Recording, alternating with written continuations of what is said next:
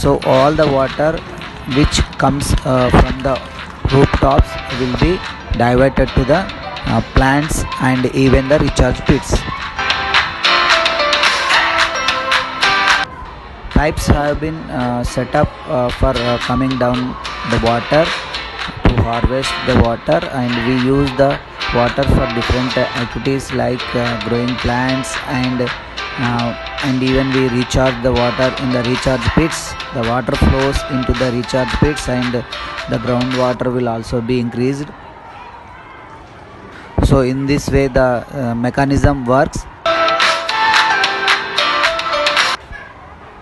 The pipes will bring the water from the rooftop to the ground level. So the water is used for growing plants and for different purposes, like the water is which is overflowed will be diverted into the recharge pits so that the groundwater will be increased.